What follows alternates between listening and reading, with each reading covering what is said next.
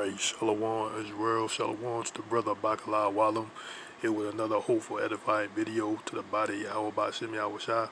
First and foremost, I want to give all praise, honor, and glory to Yahawah, Ba'ashem, YAHAWAHSHI, Ba'ashem Rakakadosh, and double honors to the apostles and the elders that I learned the truth from, the men of GMS, and the brethren with the like-minded doctrine. Okay, right here I have a video that came across through the Holy Spirit. You know, and this was basically going on during the time of Katrina. And, you know, during the time of Katrina, the Hurricane Katrina in the state of Louisiana, that whole state was under the state of emergency. And, you know, FEMA was activated.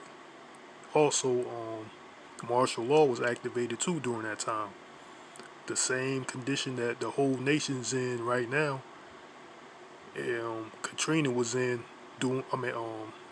Louisiana was in during Hurricane Katrina.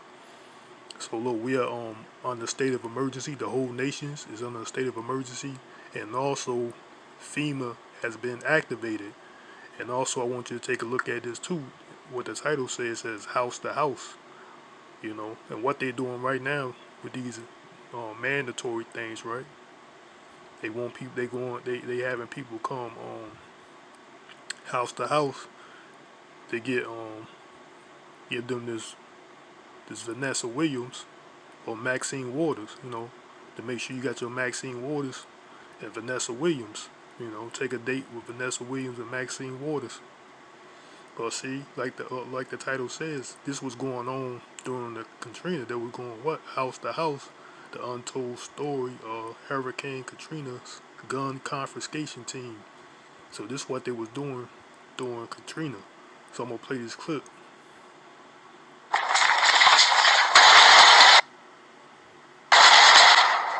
Today in New Orleans, they got a lot tougher on the holdouts.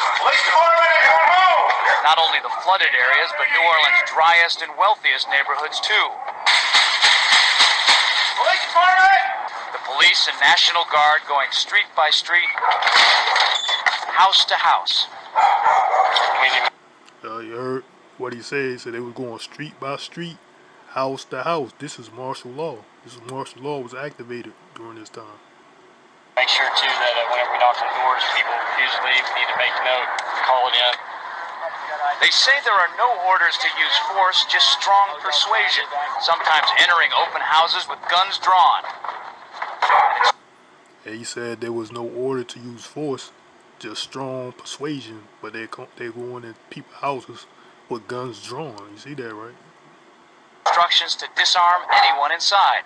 You say guns will be taken. No one will be able to be armed. We will take all weapons. That happened today in this wealthy neighborhood where homeowners had armed themselves to protect their mansions. Residents were handcuffed on the ground. In the end, police took their weapons but let them stay in their homes. They were a little bit threatened because our weapons were bigger than their weapons. For many of the police and guard troops, it is an uncomfortable job to do this in an American city. This guard unit occupied. So they was confiscating guns. You know, they was going to house to confiscate everybody guns throughout the whole state, Louisiana. You know, they was going through taking people guns. So that's what and they got that process going on too now. They want people to give up their weapons, or they want the citizens to you know, basically do that, give up their weapons. And I seen an article a couple of days ago that was saying people was volunteering. I can't remember what state it was in, but they was volunteering to turn in their guns. So, you know, hey, they gonna do it anyway. They gonna try to take your guns anyway. But you know, that's gonna bring about sedition. You know, a lot of especially these occupied a church using it as the ones that these people that's basically they're stuck on their you know, they're very pro-constitutional, you know, Second Amendment rights, man. A lot of people is not gonna fall for or go for this thing, man. You know. But yeah, I'm gonna let the video still play. As a base camp, the had to leave a note because they could not get hold of the pastor to get permission. It is surreal. Yeah, you never expect to do this in your own country. Chris Montgomery says he'd rather be in Iraq than patrolling American neighborhoods. Walking up and down these streets, you don't want to think about the stuff that you're gonna have to do. If somebody pops around the corner, we shoot in America. Yeah. Hey, you heard what that guy said, right? He said he'd rather be in Iraq or somewhere, right? Because he said he don't want to think about what he has to do if someone pops up around the corner. And then the reporter says, "What? Shoot an American?" He said, "Yep, shoot an American." So there's gonna be bloodbath. There's gonna be blood in the streets, like the prophets, the YAHAWAHSHI been saying, man. Like they're gonna be, they're gonna be murdering people out here, man. Because a lot of people is not gonna go for this. Pro-constitutional people, just a lot of people in general was not gonna go for this. And look what they're gonna do to this old lady right here, man.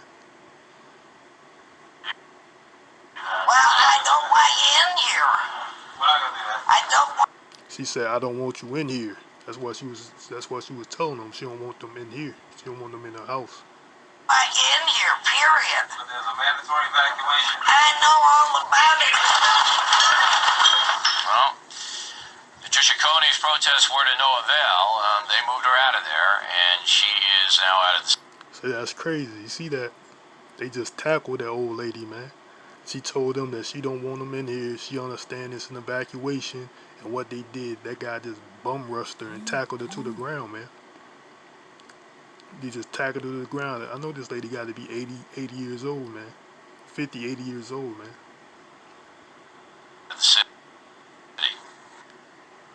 No one will be able to be armed. We will take all weapons. It was...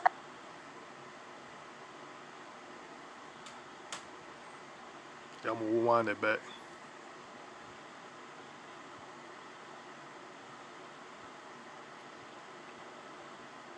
Occupied a church, using it as a base camp. They had to leave a note because they could not get hold of the pastor to get permission. It is surreal. Yeah, you never expect to do this in your own country. Chris Montgomery says he'd rather be in Iraq than patrolling American neighborhoods. Walking up and down these streets, you don't want to think about the stuff that you're gonna have to do. If somebody pops around the corner, we shoot in America. Yeah. Well, I don't want you in here. I don't want you in here, period. So there's a mandatory evacuation. I know all about it.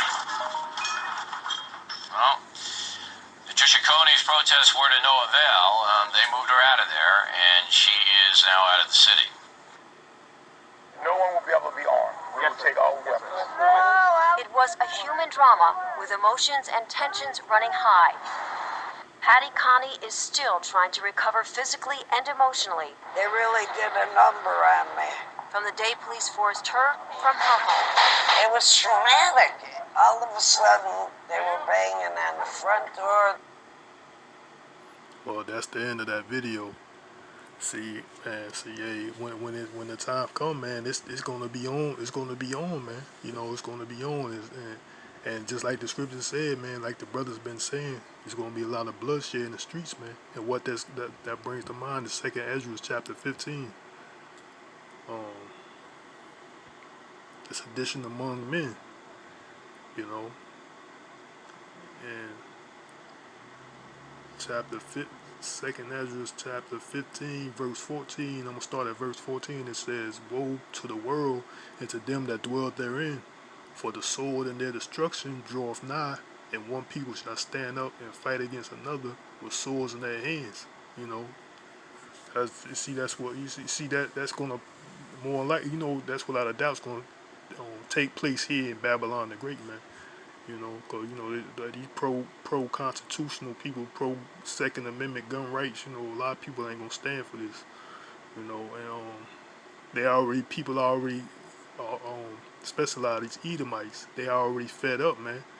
A lot of them, like the guy, there was already a guy that was trying to blow up the Capitol. He attempted to blow up the Capitol, said he had explosives or whatever in his truck, like a couple weeks ago. Then there's other Edomites giving their opinions and flaring up at their state, at the at their community meetings or city council meetings and things like that. So I'm gonna read 2 Ezra 15 and 16. It says, "There shall be sedition among men, and invading one another, and they shall not regard their kings nor princes, and the course of their actions shall stand in their power."